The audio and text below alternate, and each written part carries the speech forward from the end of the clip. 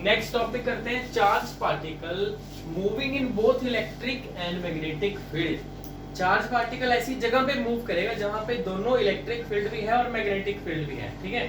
यहाँ पे charge particle के ऊपर इलेक्ट्रिक फील्ड भी फोर्स लगाएगी और मैग्नेटिक फील्ड भी लगाएगी। तो देखो मैं आपको बताता हूँ, मान लो मेरे पास ये पॉजिटिव प्लेट है, ये मेरे पास नेगेटिव प्लेट है, तो ऊपर की तरफ इलेक्ट्रिक फील्ड सेट होगी ना, यहाँ पे इलेक्ट्रिक फील्ड भी है। बट यहाँ पे ये मैं अभी ड्रॉ नहीं कर रहा, मैं यहाँ पे लिख रहा हूँ क्रॉस करके ऐसे। इस क्रॉस का मतलब क्या होता है? ये क्रॉस का मतलब है कि यहाँ पे क्रॉस्ड इलेक्ट्रिक और मैग्नेटिक फील्ड है। क्रॉस्ड मतलब म्यूचुअली परपेंडिकुलर, इलेक्ट्रिक फील्ड और मैग्नेटिक फील्ड आपस में परपेंडिकुलर है। अभी इलेक्ट्रिक फील्ड पॉजिटिव से नेगेटिव ऊपर की तरफ है, देखो ये है ना, तो इलेक्ट्रिक फील्ड मैंने ऊपर की तरफ बना दी, ये इलेक्ट्रिक फील्ड है। और ये एक्स एक्सिस है, ये मान लो वाई एक्सिस के अलोंग है, जो इलेक्ट्रिक फील्ड है मान लो वाई एक्सिस के अलोंग है। मान लो जेड एक्सिस के अलोंग मेरे पास क्या है? मैग्नेटिक फील्ड है, समझ गए। तो इलेक्ट्रिक फील्ड और मैग्नेटिक फील्ड दोनों क्या है? म्यूचुअली परपेंडिकुलर है। इस केस में मान लो जेड एक्सिस की तरफ है मेरे पास मैग्नेटिक फील्ड, ठीक है। तो जब ना चार्ज पार्टिकल इस रीजन में ऐसे स्पेस में जाएगा, ऐसे रीजन में पास करेगा जहां पे दोनों इलेक्ट्रिक फील्ड भी है मैग्नेटिक फील्ड भी है, और वो क्रॉस्ड है अगर, तो चार्ज पार्टिकल बिल्कुल सीधा निकल जाएगा। तो इससे हमें क्या होता है, हमें ना एक पर्टिकुलर वेलोसिटी के पार्टिकल मिलते हैं। ये नहीं कि हाँ वैसे हम जितनी वेलोसिटी हम चाहें उतनी वेलोसिटी का पार्टिकल आगे ले सकते हैं, ठीक है। मान लो यहाँ से पार्टिकल का बीम जा रहा है पूरा, ये ना मान लो ऐसे, ये पूरा बीम है, बीम ऑफ पार्टिकल्स, ये ना बिल्कुल आगे चले जाता है पार्टिकल यहाँ पे, और स्क्रीन पे हमें यहाँ पे मिल जाएगा। बट जो वेलोसिटी हमें चाहिए, मान लो हमें 50 चाहिए, तो हम इलेक्ट्रिक फील्ड और मैग्नेटिक फील्ड की वैल्यू ऐसे सेट करेंगे कि 50 ही मिलेगी वेलोसिटी, समझ गए ना। बाकी वेलोसिटीज के पार्टिकल है, तो बीम है ना पार्टिकल का, इसमें तो कोई पार्टिकल तेज चल रहा है, कोई स्लो चल रहा है, समझ गए ना। कोई फास्ट स्लो पार्टिकल, सारे वेलोसिटीज है मतलब पार्टिकल के, है ना। तो सारी वेलोसिटीज में से हम कोई एक वेलोसिटी सिलेक्ट कर सकते हैं इसमें, अगर क्रॉस्ड इलेक्ट्रिक फील्ड और मैग्नेटिक फील्ड हो, समझ गए। तो इस टॉपिक को, इस अरेंजमेंट को बोलते हैं वेलोसिटी सिलेक्टर। इसको बोलते हैं हम वेलोसिटी सिलेक्टर, क्योंकि एक वेलोसिटी आप सिलेक्ट कर सकते हो, ठीक है। इट इज अ सेटअप या इट इज एन अरेंजमेंट या फिर सेटअप। ऐसा सेटअप है, ऐसी अरेंजमेंट है ये, जिसमें हम पर्टिकुलर वेलोसिटी के पार्टिकल ले सकते हैं, ठीक है।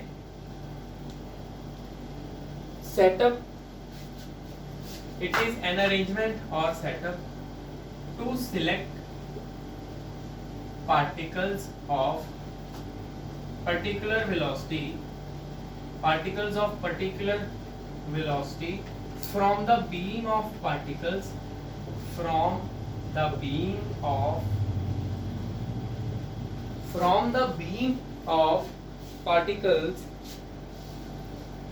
passed through a space, beam of particles passed through a space having crossed electric and magnetic field, crossed electric and magnetic fields। तो वेलोसिटी सिलेक्टर एक ऐसी अरेंजमेंट है, ये वेलोसिटी सिलेक्टर है जिसमें क्रॉस्ड इलेक्ट्रिक और मैग्नेटिक फील्ड है। Cross मतलब म्यूचुअली परपेंडिकुलर, क्रॉस्ड का मतलब है कि जो इलेक्ट्रिक फील्ड है और मैग्नेटिक फील्ड है वो आपस में परपेंडिकुलर है। और जब चार्ज पार्टिकल इनमें दोनों के परपेंडिकुलर जाएगा तो वो बिल्कुल ही सीधा निकल जाता है, कोई फोर्स उस पे लगता नहीं एक्स्ट्रा। वो मैं आपको बता दूंगा कैसे। देखो यहाँ तक आप पहले नोट कर लो, हो गया। इसके बाद देखो, जैसे चार्ज पार्टिकल यहाँ से जाता है, कोई एक चार्ज पार्टिकल की बात कर रहा हूँ मैं, जिसका चार्ज है मान लो Q और मास है M। एक चार्ज पार्टिकल वेलोसिटी v से एंटर करता है इस रीजन में, ठीक है। वो ऐसे जा रहा है, मान लो चार्ज पार्टिकल की वेलोसिटी ये है, ऐसे एंटर करता है, ठीक है। तो कैसे करेंगे हम, देखो मैं करवाता हूँ आपको एक। ये तो वेलोसिटी सिलेक्टर के बारे में बता दिया, ठीक है। Let a charge particle having charge q and mass m enters the region of crossed electric and magnetic field with velocity v। मान लो ये v वेलोसिटी से एंटर करता है, ठीक है, सच दैट जो वेलोसिटी है वो परपेंडिकुलर है इलेक्ट्रिक फील्ड के भी और मैग्नेटिक फील्ड के, परपेंडिकुलर है ना दोनों के। तो इस केस में जो मैग्नेटिक, पहले इलेक्ट्रिक फील्ड कितना फोर्स इस पे लगाएगी, F equal to electric field तो ऐसे लगाएगी ना, देखो ये पॉजिटिव को क्या करेगा ऊपर की तरफ, तो ये ऊपर की तरफ फोर्स लग गया Fe, डन। पर मैग्नेटिक फोर्स कितना लगेगा इसमें, मैग्नेटिक फील्ड कितना फोर्स लगाएगी, ये तो इलेक्ट्रिक फील्ड का आ गया। Magnetic field F equal to q V cross V, पर V और V क्या है, परपेंडिकुलर है भाई, वेलोसिटी परपेंडिकुलर है, sin 90 में क्या होता है 1, तो आपके पास मैग्नेटिक फोर्स आ गया QVB, इक्वेशन नंबर 2। समझ गए आप, ये मैग्नीट्यूड में लिख लो, ये वेक्टर की जरूरत नहीं है, सिंपल Fe, ये आ गई दोनों, ठीक है। इसकी डायरेक्शन क्या होगी, इसकी डायरेक्शन तो क्या है, वर्टिकली अपवर्ड, वर्टिकली अपवर्ड। मैंने डायरेक्शन लगा भी दी है, देखो इलेक्ट्रिक फील्ड ने जो फोर्स लगाया। बट अब थोड़ा ध्यान से समझो जरा, मेरे पास ये है वेलोसिटी और ये जेड की तरफ क्या है मेरे पास, मैग्नेटिक फील्ड, ये वेलोसिटी है इस तरफ। फोर्स क्या होता है V क्रॉस V, V का B की तरफ क्रॉस प्रोडक्ट, देखो V की B की तरफ रोटेशन, अगर मैं ऐसे रोटेट करूं कहां जाएगा, अगर मैं स्क्रू को ऐसे घुमाऊं कहां जाएगा, वो नीचे, स्क्रू को ऐसे टाइट करूंगा वो नीचे जाएगा, तो जो फोर्स है ना मैग्नेटिक वो नीचे की तरफ लग रहा है, ठीक है। तो मैंने ये देखो, मैंने मैग्नेटिक फोर्स लगा दिया नीचे की तरफ, ये मैग्नेटिक फोर्स लग रहा है नीचे, समझ गए। तो जितना फोर्स ऊपर लगता है वेलोसिटी सिलेक्टर में उतना ही नीचे लगता है, फोर्स कैंसिल हो जाता है, इसीलिए वो पार्टिकल वो सीधा निकल जाता है, सीधा तभी जाएगा ना, ठीक है ना।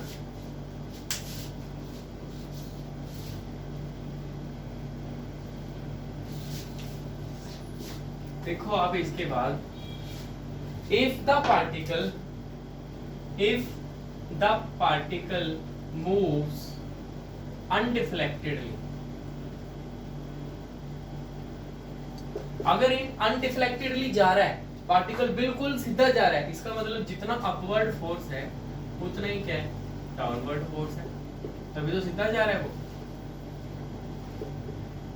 हमें आगे चाहिए ना पार्टिकल, तभी सिलेक्ट करेंगे ना पार्टिकल, वेलोसिटी सिलेक्टर तभी आएगी।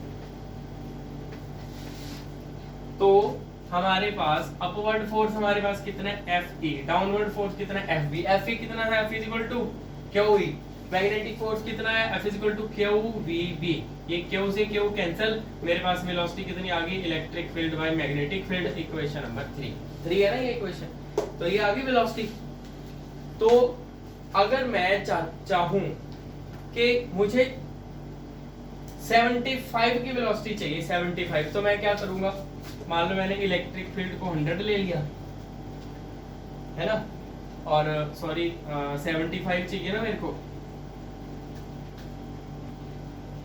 आप 75 बनानी है तो जैसे मर्जी बना सकते हो आप, ठीक है, वो आपकी मर्जी है, जैसे मर्जी आप। मैं फिर सिंपल करा देता हूँ, मान लो 20 की चाहिए मेरे को, उसमें बड़ा नंबर लेना पड़ता है मेरे को, मान लो 20 चाहिए, तो मैं क्या करता हूँ, इसको 100 ले लेता हूँ, इसको 5, ये थोड़ा इजी है ना, वो मेरे को थोड़ा चेंज करना पड़ता है। तो अभी मैंने मैग्नेटिक फील्ड 5 ले लिया, इलेक्ट्रिक फील्ड मैंने ये ले ली, तो मेरे पास 75 आ गई, ठीक है ना। जैसे मेरे को मान लो 75 आपको बता रहा था मैं, मान लो इसको 750 ले लो, इसको 10 ले लो, तब भी बड़ा सिंपल है, कैंसिल हो गया। मतलब ओवरऑल बोलने का मतलब ये है कि हम इलेक्ट्रिक फील्ड और मैग्नेटिक फील्ड को अपने हिसाब से सेट करके जितनी वेलोसिटी हमें चाहिए उतनी वेलोसिटी स्क्रीन पे हम ले सकते हैं। एक बीम में से वही पार्टिकल आके मिलेगा हमें जो हमें चाहिए, बाकी पार्टिकल डिफ्लेक्ट हो जाएंगे। बाकी पार्टिकल को किसी को इलेक्ट्रिक फील्ड ऐसे खींच लेगी, किसी को मैग्नेटिक फील्ड नीचे, समझ गए, किसी को इलेक्ट्रिक फील्ड अपनी तरफ खींचेगी, किसी को मैग्नेटिक फील्ड। वो चार्ज पे डिपेंड करेगा, उसके चार्ज पे और उसकी स्पीड पे, चार्ज पे और वेलोसिटी दोनों पे डिपेंड करेगा, ठीक है ना। बस ये इतना था, वेलोसिटी सिलेक्टर सबसे छोटा टॉपिक है। तो ये था, मैंने आपको 3 टॉपिक करा दिए। सबसे पहला कराया था charge particle moving in electric field, second मैंने आपको करवाया charge particle moving in magnetic field, third आपको करा दिया charge particle moving in both electric and magnetic field, और जो तीसरा करवाया वो सबसे ज्यादा इंपॉर्टेंट था, है सबसे छोटा ही है बट सबसे ज्यादा इंपॉर्टेंट है, वेलोसिटी सिलेक्टर।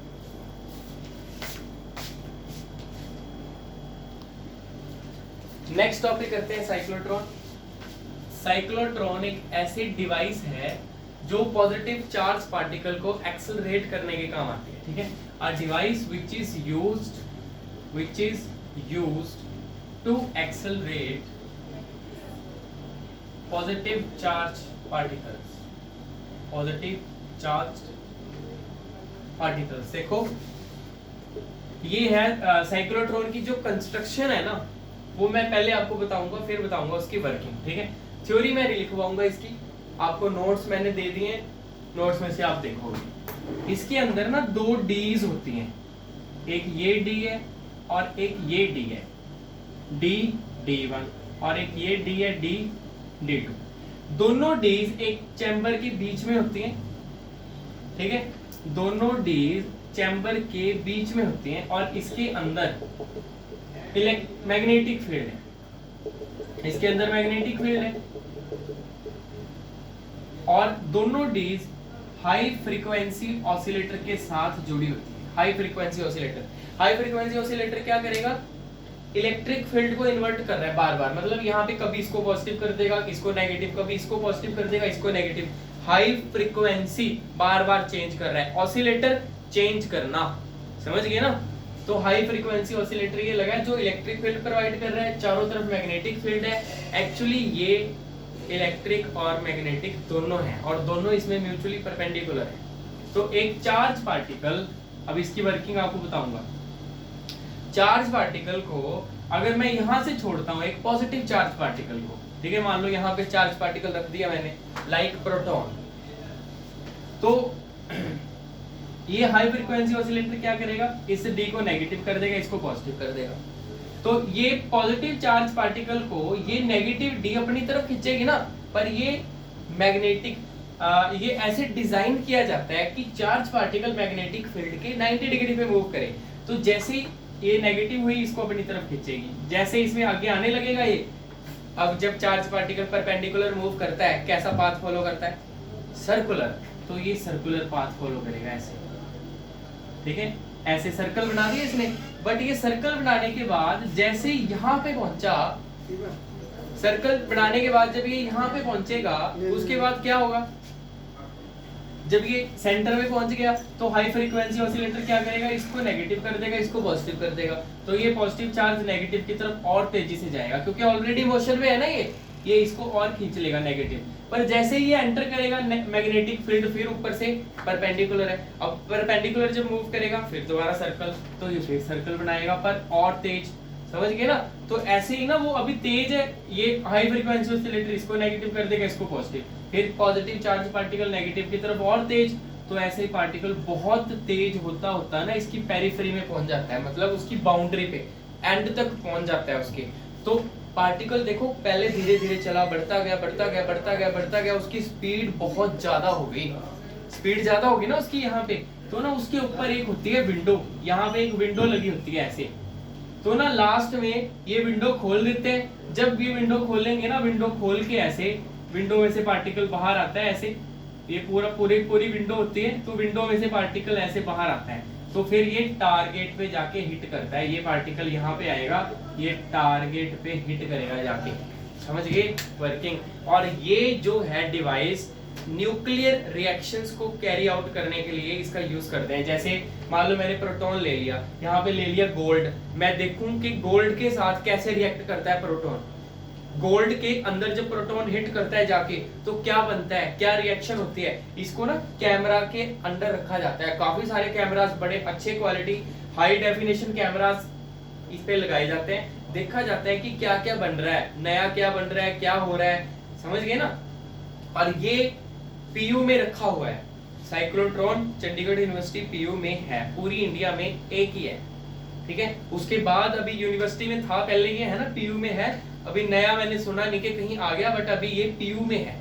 अभी जब मैं वीडियो बना रहा हूँ ये उस टाइम पे ये पीयू में एक ही है पूरी इंडिया में। बहुत बड़ा होता है साइज में, ठीक है। न्यूक्लियर रिएक्शंस करते हैं तो मतलब जो पीएचडी कर रहे हैं स्टूडेंट्स वो इसको ज्यादा स्टडी करते हैं, नॉर्मली हम इसका ज्यादा यूज नहीं करते, ठीक है। तो पार्टिकल को एक्सेलरेट कर रहा है ये। तो ये क्या है, एक डिवाइस है जो यूज करते हैं पॉजिटिवली चार्ज पार्टिकल को एक्सेलरेट करने के लिए। तो पॉजिटिव चार्ज पार्टिकल कौन कौन से हैं, like protons, positive charge particle like proton, और कौन कौन से हैं, ये ना पॉजिटिव आयन भी हो सकते हैं, एक अल्फा पार्टिकल होता है पॉजिटिव, और कोई पॉजिटिव आयन्स भी हो सकते हैं, ठीक है, जैसे Li2 पॉजिटिव, वो भी आयन है, ठीक है। तो वो सारे हैं, ये पॉजिटिव चार्ज पार्टिकल को एक्सेलरेट करता है। तो आपको मैंने इसकी कंस्ट्रक्शन बता दी, इसमें इलेक्ट्रिक और मैग्नेटिक फील्ड दोनों है, ठीक है। इलेक्ट्रिक फील्ड की हाई फ्रीक्वेंसी ऑसिलेटर कर रहा है प्रोवाइड, मेन काम इसमें किसका है, वैसे मेन काम तो सारा ही है, मतलब हाई फ्रीक्वेंसी ऑसिलेटर भी है, पर वो सर्कल में किसकी वजह से मूव कर रहा है, मैग्नेटिक फील्ड की वजह से। एक्सेलरेट किसकी वजह से हो रहा है, हाई फ्रीक्वेंसी ऑसिलेटर की वजह से, समझ गए।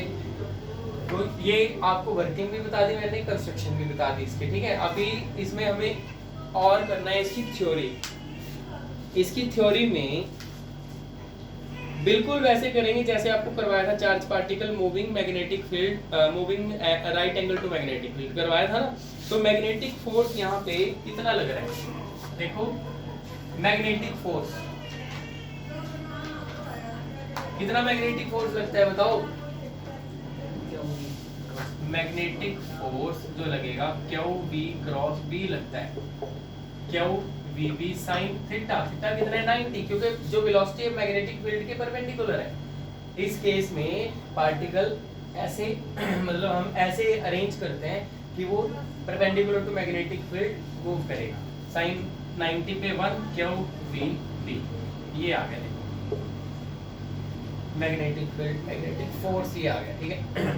अब ये मैग्नेटिक फोर्स क्या प्रोवाइड करेगा, सेंट्रीपिटल फोर्स, क्यों, क्योंकि वो सर्कल में मूव कर रहा है। तो हम क्या करेंगे, सेंट्रीपिटल के बराबर कर दिया इसको, q v B is equal to m v square by r. मैं ज्यादा थ्योरी नहीं लिख रहा इसमें, ठीक है ना, m v square by r, तो एक वी से वी कैंसिल, तो मेरे पास आर कितना आ गया, m v upon q v. ये मैंने आपको पहले करवा दिया, क्या था ना, charge particle moving right angle to magnetic field, बिल्कुल सेम है ये। तो ये आ गया radius of circular path, done.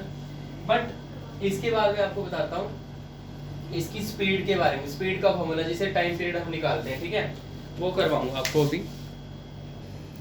देखो टाइम पीरियड पता करने के लिए अगर मैं इसका फॉर्मूला लगाऊं, speed is equal to distance upon time, है ना। स्पीड कितनी है v, डिस्टेंस कितना है, इसमें डिस्टेंस कितना है, जो मैंने लास्ट आपको करवाया था charge particle moving at right angle to magnetic field, उसमें प्रॉपर सर्कल बनता है। इसमें अगर आप देखो ना, पूरा सर्कल नहीं है, सेमी सर्कल है। देखो एक ये आधा फिर मतलब वो बड़ा होता जाएगा, जैसे ये एक ये फिर इससे बड़ा, फिर उससे बड़ा, आधा फिर आधा, ऐसे है। तो ये सेमी सर्कल बन रहे हैं। तो ना जो डिस्टेंस है वो आधा सर्कल है, आधा सर्कल मतलब पाई आर, पूरे सर्कल का 2 पाई आर होता है ना सर्कमफ्रेंस, आधे का पाई आर। पर टाइम भी कितना लगेगा फिर, जो आधा सर्कल है उसके लिए टाइम भी हाफ टाइम मतलब t/2। तो ये 2 ओवरऑल ऊपर गया तो बना वही 2 पाई आर बाई टी, जैसे कि हमने पहले किया था, बनता तो वही है, ठीक है। तो हम क्या करेंगे, अब हमें तो टाइम पीरियड चाहिए t को ऊपर ले जाओ, v नीचे ले आओ, टाइम पीरियड ऊपर, ये v नीचे, r की वैल्यू आप यहां से पुट कर लो, r की वैल्यू कितनी है mv अपॉन qv, v से v कैंसिल, तो आपके पास ये टाइम पीरियड कितना आ गया 2 पाई m अपॉन qv, ये आ गया इक्वेशन नंबर 3। टाइम पीरियड आ गया आपके पास। अब टाइम पीरियड के बाद फ्रीक्वेंसी, 1 सेकंड में वो कितने सर्कल कंप्लीट कर रहा है, ठीक है ना, क्योंकि वो जो सर्कल कंप्लीट तो कर रहा है पर इसके सर्कल तो बड़े नहीं होते जा रहे, है ना, पर हो तो रहे हैं ना 1 सेकंड में। तो जो फ्रीक्वेंसी है वो रेसिप्रोकल है टाइम पीरियड का, क्यू भी ऊपर 2 पाई एम नीचे, ये फ्रीक्वेंसी आ गई। और एंगुलर फ्रीक्वेंसी कैसे पता करेंगे, ये बिल्कुल पहले की तरह ही है टॉपिक, 2 पाई न्यू करके, न्यू की वैल्यू ऊपर से कितनी है, q B by 2 pi m, q B से क्यू बी सॉरी 2 पाई से 2 पाई कैंसिल, आपके पास बचा क्यू बी बाई एम, ये एंगुलर फ्रीक्वेंसी आ गई, ये फ्रीक्वेंसी आ गई। Equation number 4, equation number 5। हाँ जी, समझ गए आप। इसके बाद इसमें हम एक और चीज करेंगे जो हम उसमें नहीं करते थे, charge particle moving at right angle में, क्योंकि यहाँ पे ना, यहाँ पे वो बढ़ता जा रहा है, पार्टिकल जो है बड़ा होता जा रहा है, बड़ा होता जा रहा है। इसका प्रिंसिपल क्या है कि प्रिंसिपल इसका यही है कि जब उसको क्रॉस्ड इलेक्ट्रिक और मैग्नेटिक फील्ड में मूव करवाया जाता है ना, वो उसका जो वो डायमीटर है ना वो बड़ा होता जाएगा, स्पीड भी बड़ी होती जाएगी, तो वो एक्सेलरेट हो जाता है, काफी हाई एनर्जी उसकी चली जाती है। तो हमें एनर्जी पता करनी है उसकी कितनी होगी। अभी कितनी एनर्जी है उसके अंदर आप बताओ, काइनेटिक एनर्जी है ना उसके अंदर, ठीक है, और इसकी एनर्जी किस पे डिपेंड कर रही है, इसकी एनर्जी किस पे डिपेंड करती है, रेडियस पे। रेडियस छोटा है अभी एनर्जी थोड़ी है, रेडियस बड़ा हो गया एनर्जी बड़ी होती जा रही है, बड़ी होती जा रही है, समझ गए ना। तो वो एनर्जी हमें लास्ट इसकी पता करनी है, energy of accelerating particle, energy of particle, इसमें है काइनेटिक एनर्जी हाफ mv²। तो हाफ m ठीक है, बट आप बताओगे इसका रेडियस क्या था, रेडियस की वैल्यू क्या थी इसकी, mv upon q B, mv upon q B. तो इससे v निकाल लो आप, v कितना आएगा, q B r upon m, ये v की जगह पुट कर लो आप, q B r upon m, v की जगह पुट कर दिया, ये आपके पास देखो कितना आ गया, q square B square r square by m square, एक m से एक m कैंसिल, तो एनर्जी आपके पास देखो कितनी आ गई, q square B square r square by 2m। तो अगर आप ध्यान से देखो जो एनर्जी है ना वो रेडियस के स्क्वायर पे डिपेंड कर रही है, जितना रेडियस बड़ा होता जाएगा उसी हिसाब से एनर्जी बढ़ती जाएगी। ये आ गई एनर्जी, इक्वेशन जो भी है आप पुट कर लेना, ठीक है। अब ये खत्म हुआ टॉपिक, ये इसकी थ्योरी थी जो इतनी मैंने आपको करवाई, ठीक है। इसके बाद आपको बताऊंगा इसकी लिमिटेशन, ये सारा नोट कर लो एक बार, हो गया। इसकी करते हैं limitation.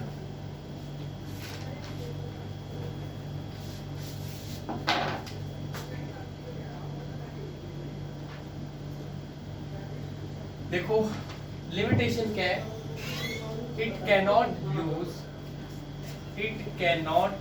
Use to accelerate, it cannot use to accelerate electrons.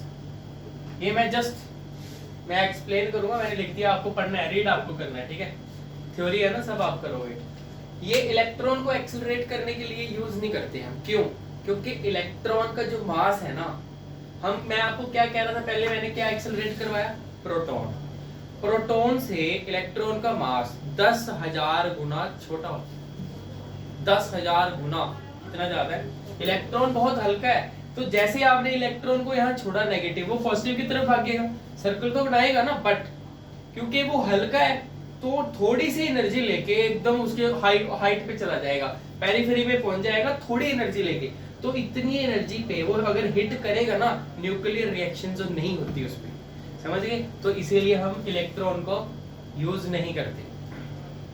First हो गया, ठीक है। सेकंड मैंने आपको बताया था पॉजिटिव आयंस को हम यूज कर सकते हैं ना,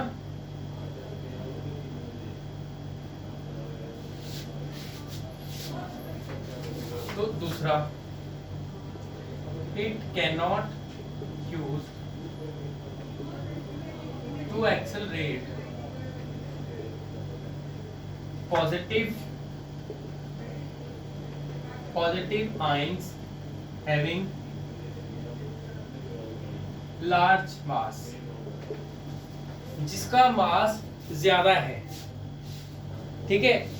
अगर मास ज्यादा हुआ क्या होगा, देखो इलेक्ट्रॉन का मास बहुत कम था तो वो बड़ी जल्दी पेरिफेरी में पहुंच गया, एनर्जी, थोड़ी सी एनर्जी है, बहुत ऊपर चला गया, है ना। अब उसके बाहर तो जा नहीं सकता, वो एनर्जी कम है, रिएक्शन हो नहीं सकती। पर अगर पॉजिटिव आयन है उसको एक्सेलरेट कर सकते हैं, पर उसका मास जो है ना वो कंपेरेबल होना चाहिए प्रोटॉन के मास के, मतलब 10⁻⁻27 ऑर्डर का मास होना चाहिए, इतना केजी इसके ऑर्डर का, इसके आसपास का मास होना चाहिए।